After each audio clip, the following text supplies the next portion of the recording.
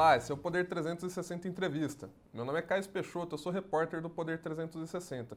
Quem fala conosco hoje é o deputado Cezinha de Madureira, do PSD de São Paulo. Ele foi recém-eleito para coordenar a bancada evangélica no Congresso e vai ficar à frente do grupo em 2021. Deputado, antes de mais nada, muito obrigado por ter aceitado falar conosco. E para começar a entrevista, eu queria fazer uma pergunta bem direta para o senhor. Quais são as pautas prioritárias da bancada evangélica para esse ano? Primeiro, Caio, eu quero cumprimentar você, todos os seus leitores, internautas, todos que nos assistem nesse momento, que possam vir assistir em algum momento. Muito obrigado pela oportunidade de estar com vocês aqui, jornal tão sério. Caio, a nossa prioridade sempre foi a família. A bancada evangélica no Congresso Nacional sempre priorizou os bons costumes no Brasil. E não poderia ser diferente neste momento agora, como ser contra o aborto, ser contra a legalização das drogas, e assim sucessivamente são as nossas pautas prioritárias, que é a pauta conservadora, manter a família de pé no Brasil, continuar aquilo que nós sempre pregamos. O senhor citou aborto e drogas. Essas duas pautas, elas não estão, ao longo de 2020 e ao longo desse ano, suponho, são pautas que são muito difíceis de irem para frente sem apoio de governo. O governo não apoia essas pautas, então não é uma coisa que eu suponho que vai ser um grande problema para vocês ao longo de 2021, suponho.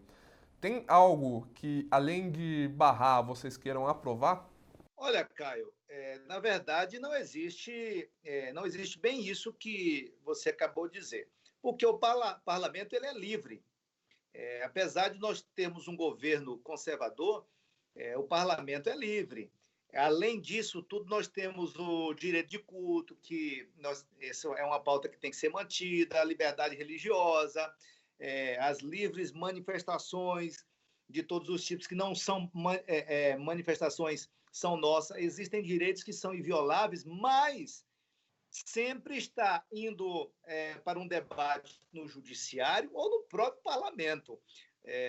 Agora, recente, por exemplo, nós tivemos algumas pautas bombas no fim do ano nos textos do Fundeb, por exemplo. Então, o parlamento tem que estar atento em todo momento e tem que estar ali preparado com as suas equipes para, nesses momentos, saber combater. Então, o governo é conservador? O executivo hoje tem uma pauta junto conosco? Tem, mas o legislativo ele é independente e, dependendo de quem está na presidência ali, pauta algo em cima da hora, sem um acordo de colégio de líderes, etc., e acaba que traz transtorno para a sociedade. O senhor citou o Fundeb.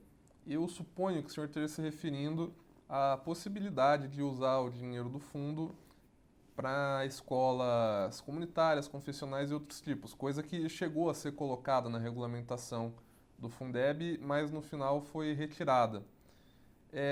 Isso pode ser recuperado ainda? Olha, na verdade, Caio, é assim, todas as vezes que existe uma pauta sem combinar, sempre tem um jabuti ali que atrapalha um lado ou outro, sempre tem seus interesses. Tá?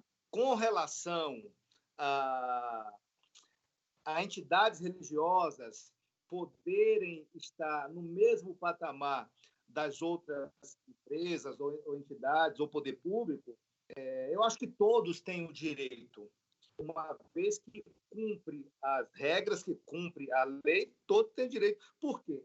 Nós, evangélicos, somos quase 40% da nação. Então, já somos quase ali uma maioria. Essa maioria tem um direcionamento ali de ensinamento, por exemplo, e não pode participar desses programas, por que não? Entendeu? Deputado, o senhor citou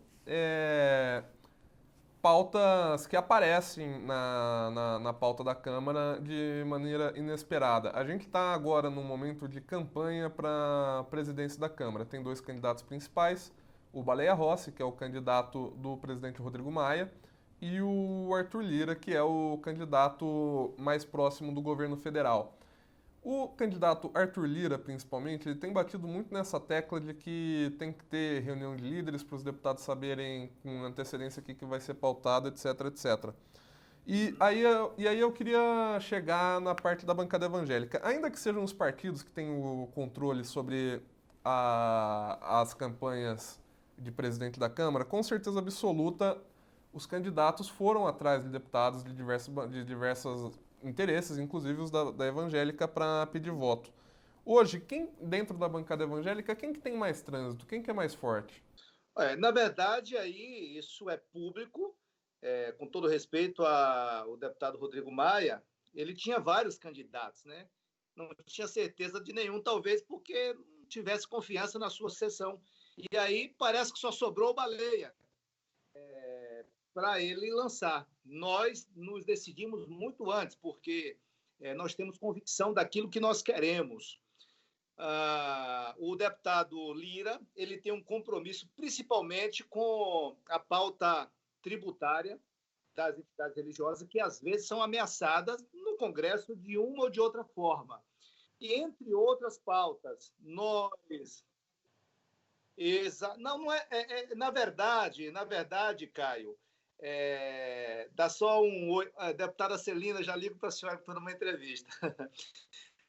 Na verdade, Caio, nós já temos essa garantia. Entretanto, existem várias interpretações jurídicas que, às vezes, traz um transtorno para uma entidade ou outra, como nós temos hoje fatos aí de 2010 para cá, que nos deram dor de cabeça. Inclusive, agora tivemos que aprovar textos no Congresso e agora temos que derrubar veto para trazer à tona a segurança da garantia jurídica de nossas entidades religiosas no Brasil. E eu, particularmente, quando você diz decisões do partido, o voto é secreto. Decisões do partido, claro, é uma decisão individual de cada um, tem a força partidária, os acordos partidários. Se você pegar os acordos partidários, o outro lado tem mais voto, mas se nós formos contar no voto a voto aqui, nós temos muito mais voto, por conta do compromisso e do olho no olho. O deputado Lira conseguiu nos passar uma verdade em compromisso, por isso eu me comprometi com ele e tenho conversado com a maioria dos nossos deputados na bancada. É óbvio, o voto é livre, o mandato é de cada um, porém, na grande maioria nossa, quase todos estão aí declarando apoio para o Lira, e, inclusive, nós estamos trabalhando uma publicação de uma carta da frente, um texto da frente, um manifesto da frente, estamos construindo isso para o apoio ao Lira, porque é o que se identifica muito mais e também se decidiu muito antes. Nós tivemos uma insegurança muito grande de quem seria o candidato, porque tinha uns 10. Então, ou seja, a minha avó me ensinou uma coisa lá na roça, onde eu nasci, que a panela que muitos mexem, ou sai salgada, ou não sai temperada direito, ou sai só salgada. Então, tinha muito candidato de um único presidente e não se decidia nada. Por fim, sobrou o colega Baleia, aí, que foi o que sobrou para lançar, e mais o Lira já estava na frente com compromisso e, sendo assim, política a gente tem que trabalhar diariamente, né? Sendo assim, o Lira tem o nosso apoio para a presidência da casa.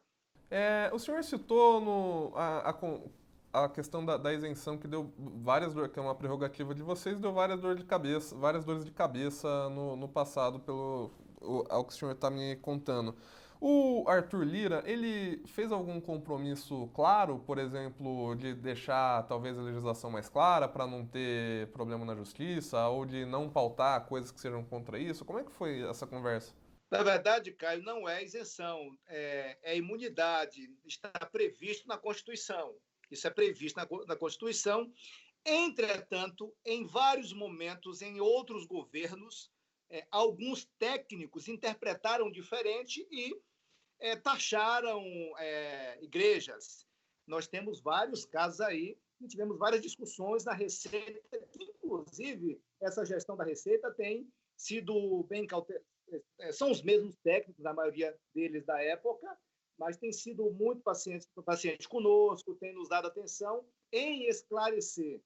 Sendo assim, o deputado Arthur Lira, que é um cristão, ele entendeu em algum momento toda a liderança do governo que teríamos que deixar isso bem claro. Uma vez que está previsto na Constituição, é direito nosso adquirido, é nosso direito, como há duplas interpretações às vezes, não custa nada, nós temos que deixar claro que é assim e ponto, acabou. E o deputado Lira tem esse compromisso conosco. Falando de questão mais técnica sobre isso, isso seria feito como? Seria alterando a redação constitucional? Seria por projeto de lei? Seria como? Nós colocamos um texto, me corrija aqui se eu estiver errado, porque foram tantos textos, nós colocamos um texto, uma medida provisória, e houve ali um veto parcial de uma parte do texto, e nós acordamos com os líderes, com o governo, inclusive, foi pauta até de Twitter do presidente Bolsonaro, que ele falou, olha, se eu fosse deputado, eu derrubaria o veto. Então, nós temos um acordo de derrubada do veto. Como nós entramos aí em todo esse período, foram canceladas várias reuniões do Congresso, não deu tempo de entrar na pauta a derrubada do veto, mas está acordado nesse Congresso, nós derrubaremos esse veto para dar as garantias necessárias para as entidades religiosas. E nós temos, além do governo querer esclarecer também isso, nós temos aqui um trabalho pela frente na reforma tributária para deixar isso mais claro. Repito a você, Caio, as entidades religiosas são quase 40% das igrejas do Brasil e tem um papel fundamental para a nação. A igreja chega onde eu não consigo chegar, onde você não consegue chegar, onde os governos não conseguem chegar, nenhum delegado consegue chegar. Quando há uma invasão em uma terra, em algum lugar, antes de chegar a legalização daquela terra, daquela comunidade, chega a igreja, pregando paz, seja ela evangélica, católica. E tem um detalhe. Nesses duplos pensamentos aí, ou diversos pensamentos de ideologias de multas e etc., não fomos só nós, igreja evangélica, as igrejas evangélicas, que fomos taxados ou multados, não. Várias outras entidades também, vale lembrar isso. Então, para além da questão da imunidade, pelo que o senhor falou no começo da entrevista e agora, eu consigo extrair que, para as pautas evangélicas, o deputado Arthur Lira é o melhor candidato. É isso? Sim. Até porque, como eu te disse e repito, muito claro aqui, nós não sabíamos quem era o candidato do deputado Rodrigo Maia, porque ele tinha vários. Até parecia que não tinha confiança nenhuma, porque atirou para vários lados, tinha vários candidatos. E o Lira se colocou bem antes, sempre aquela dificuldade de algum candidato em se colocar antes da hora, para não sofrer aí desgaste antes. Mas eu achei coerente, achei verdadeiro o Lira ter se colocado bem antes, e eu que estou deputado já há algum tempo, mas em Brasília há 2 anos, observo muito, não sei se você percebe, eu não sou muito de falar, mas fico ali observando e trabalhando, ajudando, construindo, e no plenário você observa as pessoas que são rápidas de palavra, rápidas de entendimento e firmar compromisso. Eu já vi em vários momentos no plenário o Lira, alguém falar assim, não, vamos fazer assim, eu falo, não, mas não foi isso combinado. Nós combinamos assim, vai ser assim, ou paramos tudo. Então, esta segurança nos traz segurança com as nossas pautas, nos traz segurança com o nosso povo. E o Lira chegou antes. Poderia ter sido outro que nos passasse essa segurança. Ele chegou antes, conversou, dialogou. Tanto é hoje que tem aí mais de 340 votos declarados. Claro. E a gente teve, desde 2019, quando o presidente Jair Bolsonaro tomou posse, é, dois momentos básicos de articulação. Ele começou tentando falar diretamente com as bancadas temáticas e agora fala mais com partidos. A bancada evangélica compartilha de diversas pautas com o presidente Jair Bolsonaro. Eu queria saber hoje, a gente está gravando em 14 de janeiro. Hoje, 14 de janeiro, a relação com o governo, como que é entre a bancada e o governo federal? É lógico, Caio, que a força no Congresso são os partidos. Quando chega numa campanha eleitoral, se o partido não te der legenda, você não é candidato.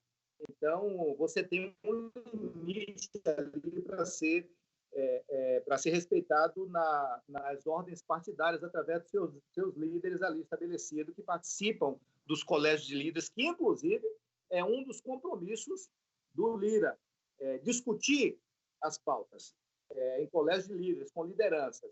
Isso é bom porque o líder consegue passar para as suas bancadas antes, sem surpresas. É claro que os partidos têm o domínio sobre as pautas, sobre o que vai votar, etc. Entretanto, não sei se você se recorda, mas no ano passado, nós, bancada evangélica, paramos algumas sessões, porque nós somos unidos. Somos, entre deputados e senadores, 139 os que são evangélicos e estão ali diretamente, quase na sua maioria, participando conosco das pautas. Tem lá uma grande parte que é diário, está atento, outros que, a hora que são chamados, vêm. Por mais que tenha uma força partidária, a bancada evangélica, quando ela se une, assim como a bancada ruralista, ela para qualquer assunto na Câmara, independente de vontade de partido. Então, isso é notório. O presidente Bolsonaro tinha ali um discurso inicial e sempre esteve próximo dos nossos pensamentos, e ele utilizou-se disso no momento, deu certo em algum momento, mas nós sabemos que o Congresso é diálogo, né? Não sei se você lembra uma emenda que nós tivemos aí sobre as viúvas. Não me lembro exatamente qual foi o texto que estava sendo colocado ali. E como saiu da garantia que estava combinada e que nós queríamos, nós paramos. Um dos nossos deputados ali, o deputado Libório, por exemplo, nós acionamos ele na hora que ele estava pronto ali de microfone e nós paramos. O Congresso teve que parar e fazer um acordo conosco. Isso é bancada evangélica. Então hoje basicamente a relação com o governo federal continua boa do jeito que foi ao longo desde o começo do mandato, digamos, do Bolsonaro. Eu queria tocar no assunto que foi o seguinte: alguns setores evangélicos, e eu falo alguns setores porque não as igrejas evangélicas não são centralizadas como é a Igreja Católica, por exemplo. Você tem diversas denominações, o senhor sabe disso muito melhor que eu. Houve em algumas denominações, em alguns setores, um descontentamento com a indicação do presidente Jair Bolsonaro para o STF, que foi o hoje ministro Cássio Nunes Marques. Tinha-se uma expectativa de que fosse um evangélico, o que não era um caso. Essa expectativa ainda existe, porque em julho deste ano, o ministro Marco Aurélio Mello faz 75 anos e automaticamente ele se aposenta do STF. O governo federal vai indicar outro ministro. Ainda existe essa expectativa de ter um ministro evangélico ou isso é algo que passou? Olha, Caio, eu vou te dizer o que eu tenho dito em alguns momentos quando me perguntam disso. Primeiro, nós somos quase 40% da nação, os evangélicos. Não seria deselegante para a nação em nenhum momento alguém falar: nós somos uma grande parte da nação, nós temos o direito aqui de usar os nossos representantes para colocar nossos representantes como tem no Congresso. Você pega o Congresso 139, ali que são atuantes na frente parlamentar evangélica, Congresso conservador. Nós olhamos para o Judiciário já tem alguns evangélicos em vários segmentos do judiciário. Agora, quando se trata da Suprema Corte, vale lembrar que isso é uma decisão, não é nem do governo, é do presidente da República. E quando o presidente da República toma uma decisão e ele tem o respaldo do Congresso do outro lado, quando ele tem a capacidade de ter os votos do outro lado, tem que ser respeitado. Voto é voto. Então, para começar, isso número um, decisão do presidente. É ele que decide, não sou eu que decido. Entretanto, nós, evangélicos, com uma grande representação que nós temos hoje, todos nós nos sentimos do direito de opinar. E aí vem o presidente e ele dá a própria opinião dele, dizendo que tem que ser um evangélico. Em alguns momentos, alguns da mídia falam, não, tem que ser pastor. Quando ele fala pastor, ele está falando, se referindo a evangélico. Então, ele tem dialogado com alguns nesse sentido. Quando nós tivemos aí algumas insatisfações de mídia, foram poucas pessoas com pouca representatividade ali, mas o presidente, para os mais próximos, já tinha avisado ali que a primeira vaga ele tinha um pensamento diferente e depois, na segunda vaga, ele escolheria, que é direito dele escolher, um nome evangélico para colocar na vaga do STF. E aí vem uma grande parte, às vezes, da mídia ou da sociedade que se desconforta em falar que é evangélico. Mas por quê? Qual o problema conosco, evangélicos, entendeu? E diga-se de passagem, o ministro Cássio foi uma ótima escolha do presidente Bolsonaro. O ministro do STF, ele não pode ser, ao meu ver, pessoal, isso eu estou falando, Cezinha, deputado Cezinha, eu estou falando, tá? Não estou falando em nome de outros. Mas, ao meu ver, nessa parte aqui, um ministro da Suprema Corte, ele tem que ser uma pessoa ali individual nas suas decisões. Ele não pode ser pautado pelo que a mídia diz ou pela pressão popular. Então, vai aqui o meu respeito à indicação do presidente, o então ministro Cássio, que eu acho que está fazendo um belíssimo trabalho para a nação. Vocês apoiariam, por exemplo, o nome do ministro André Mendonça, que na época da primeira indicação do presidente Bolsonaro ao STF foi bastante ventilado? O presidente Bolsonaro, ele tem o direito de indicar quem ele quiser. E a mídia já tem dito, e várias pessoas têm dito, que é o ministro André Mendonça, ou será o ministro André Mendonça. Existem vários outros nomes. Eu, por exemplo, sou amigo do ministro André Mendonça, que está fazendo um belíssimo trabalho. Sabe por quê, Caio? A sociedade, o Brasil precisa de paz. O Brasil precisa, neste momento, de muita coerência.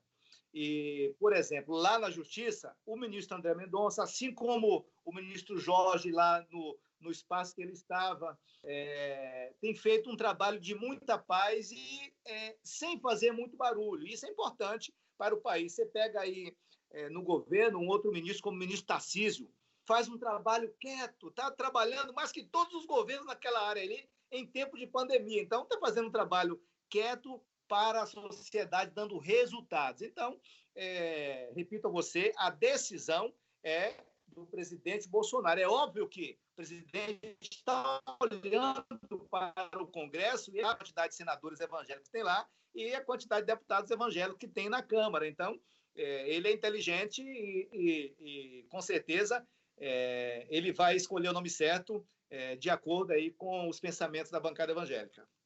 Deputado, eu queria mudar de assunto agora, falar sobre coronavírus. O senhor foi o primeiro congressista que se tem notícia que teve a doença. Isso foi em março de 2020. A gente está agora em janeiro de 2021 e a gente aqui no Poder 360 fez um levantamento e percebeu que pelo menos 1 a cada 5 congressistas, deputados e senadores já tiveram coronavírus.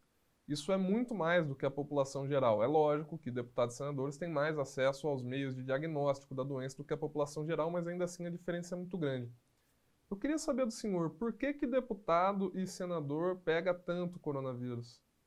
Ô, Caio, o deputado, o senador, o parlamentar, ele está, de certa forma, mais exposto, porque veio o vírus e nós continuamos com o compromisso de tocar as pautas no Brasil, no Congresso. E o deputado viaja muito, o senador viaja muito. Então, o contato é diário. E eu tive o vírus logo no início, não existia nem protocolo. E para mim foi um susto muito grande, porque, como não tinha protocolo, as televisões estavam mostrando muito medo, trazendo um apavoro, de certa forma, para a sociedade, até porque não tinha protocolo. E tínhamos ali uma briga de ideologias ali, de alguns que estavam na frente disso aí no momento, e eu fiquei com muito medo, particularmente porque não tinha protocolo, o médico me mandou para casa, até porque eu não estava grave, estava sintomático, muito sintomático, mas o pulmão não estava comprometido, era muito pouco o comprometimento do pulmão. Quais sintomas o senhor teve? Eu cheguei a ter febre de 42 graus e muitas dores no corpo. A minha falta de ar, é incrível que com cada um que a gente tem conversado tem sido diferente. A minha falta de ar se deu depois que passou a quarentena. Eu fiquei cansado num pico que eu dava de 15 minutos, correndo de manhã, passei a aguentar 3 minutos. Então, fui fazer tratamento ortomolecular e médico e tal, para recompor as vitaminas e até hoje eu não tenho não está 100% a respiração, quando se trata de uma caminhada, de uma corrida, alguma coisa assim, para se manter em forma. Então, eu fiquei com muito medo na época, mas superei, sobrevivi, não tinha protocolo de remédio ainda, eu tive febre muito alta, que tremia muito e fiquei muito mal, mas sobrevivi. E os deputados e senadores acreditam que são mais infectados porque tem muito contato, viaja muito, sai bastante e acaba que não só o uso da máscara impede a contrair o vírus aí. O senhor acha possível voltar a Câmara voltar a funcionar com todas as comissões, etc. Hoje em dia, para explicar para a pessoa que está assistindo, a Câmara está funcionando remotamente o plenário, as comissões estão paradas. Isso foi uma decisão que foi tomada em março na Câmara para evitar contágios por coronavírus. O senhor acha que é possível voltar o funcionamento normal, ou pelo menos parte dele, com segurança? Eu acredito que sim. De fato, eu acho que algumas comissões já deveriam ter voltado. Dá para fazer, dá para trabalhar, é só ter força de vontade. O diálogo à distância, ele não tem o mesmo calor do olho no olho. E o Congresso é assim, parlar, conversar. Eu acredito que agora, com a chegada da vacina, nós teremos, o governo federal tem trabalhado muito nisso, apesar de várias, às vezes, brigas desnecessárias entre um Estado e outro. Quem vai fazer? Não importa quem vai fazer. O importante é que vai chegar, o governo federal tem possibilidade de fazer com que a vacina chegue em todos os municípios. Inclusive, parece-me que o ministro já deu até data da chegada o ministro já deu até data da chegada da vacina, que vai trazer um conforto melhor para a população e, claro, os congressistas estarão mais à vontade, porque, na verdade, Caio, uma grande maioria, estou te falando aqui por mim, uma grande maioria não estão presentes no Congresso porque o presidente da Câmara, o presidente da Câmara, resolveu deixar assim. Mas não é por questão do vírus, não. É porque tem seus interesses ali e parou. Se nós estamos presentes lá na Câmara, no plenário, com um rodízio ali, agora é tal grupo, as coisas fluem melhor. As pautas fluem melhor, o diálogo flui melhor. Então, acredito que a vinda da vacina agora vai trazer um conforto melhor para aqueles que, às vezes, têm medo de estar no plenário mas a sociedade vai achar o quê? Porque eu estou aqui aglomerando. É mais ou menos isso.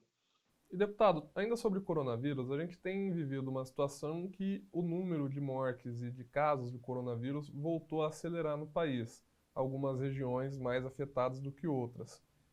Em alguns momentos da pandemia, no ano passado, em 2020, a gente teve momentos de restrição a diversas atividades da sociedade, inclusive a realização de cultos, para evitar aglomerações. O senhor acha que isso é uma coisa que deveria voltar a ser discutida ou não? A realização de cultos, não, na visão do senhor, não ajuda a espalhar o coronavírus? Primeiro, Caio, nós temos uma pauta econômica para tocar. E isso hoje é número um, porque a falta do financeiro também traz um transtorno muito grande, talvez maior que o vírus para a nação. Nós temos que nos reunirmos, tratarmos da pauta econômica. O Brasil precisa voltar a gerar emprego, o Brasil precisa voltar a produzir, o Brasil precisa voltar a ter condições de cuidar da sociedade. Se nós não votarmos, o problema será muito maior. Aí você fala sobre restringir. Eu acho que não tem que restringir hoje. O que tem que fazer é parar de certas brigas bobas e conscientizar a população a fazer o uso da máscara, por exemplo, e manter ali os seus cuidados de gel, que isso impede. O uso da máscara, 99%, já li em alguns lugares, comprovado cientificamente por alguns institutos, que 99% do uso da máscara não, aliás, impede 99% de contrair o vírus. Com relação a cultos, eu vou te dizer uma coisa. A igreja ela foi formatada na guerra, para começar numa guerra espiritual. Como é que uma igreja que prega a fé, que prega a liberdade religiosa, que tem o seu direito reservado, vai fechar as portas num momento desse, se é a igreja, seja ela evangélica, católica, que prega o milagre, a fé? Nós não temos o direito, jamais, de mandar fechar as portas de uma igreja. Para começar, somos garantidos na Constituição. E já houve líderes por aí, governadores, mandou fechar a igreja. O tempo vai mostrar quem são essas pessoas de fato. O tempo vai mostrar. Então, igreja é local de culto inviolável. Inviolável. E os líderes sabem como fazer para não trazer transtorno à sociedade. E até hoje, eu não vi nenhum tumulto de nenhuma igreja que a pessoa foi contraída porque estava na igreja. A igreja prega a coragem, a fé. Nós temos hoje, Caio, um grande número de pessoas que estão aí com depressão, porque não conseguem sair de casa. Esse negócio mata muito. E a igreja ajuda a tirar as pessoas da depressão. A igreja ajuda a salvar as vidas das pessoas, ajuda a curar, porque prega a fé para a sociedade. Então, a resposta é não deve restringir. Deputado, e uma pergunta já para a gente ir se encaminhando para o final da entrevista. A Frente Parlamentar Evangélica, eu olhei agora antes de começar a entrevista no site da Câmara, tem 195 deputados inscritos e 8 senadores. É comum na Câmara deputados assinarem muitas frentes parlamentares e não participarem exatamente de todas. Eu queria saber quantos deputados a Frente Parlamentar Evangélica tem que são atuantes mesmo, que participam do dia a dia. Não necessariamente se mobilizam em momentos emergenciais, mas que participam do dia a dia da bancada. Hoje nós somos 139. Eram 9 senadores, agora são 11 senadores, tá? Somos 139 parlamentares evangélicos, que chamamos de carteirinha, que são membros de uma igreja, ou pastor de uma igreja, ou bispo de uma igreja. Nós somos 139. A maioria são atuantes. Nós temos ali um grupo de uns 70, 80 deputados que são mais presentes ali, até porque uma grande parte foram eleitos só nesta pauta religiosa. Então, estão presentes ali. Mas quando o sino toca, posso dizer assim, quando a mensagenzinha vai para o grupo, olha, estamos com um problema aqui. Todos fazem isso, se unem no mesmo rápido. Deputado Cezinha de Madureira, muito obrigado por ter conversado conosco. Muito obrigado, Caio, Kesley, a todos aí da produção. Um grande abraço a todos vocês, um abraço aos internautas. O Poder 360 Entrevista vai ficando por aqui. A gente agradece a atenção de você que está nos assistindo. Siga a gente nas redes sociais, se inscreva no nosso canal no YouTube e acompanhe tudo o que acontece no poder e na política no poder360.com.br. Muito obrigado e até a próxima.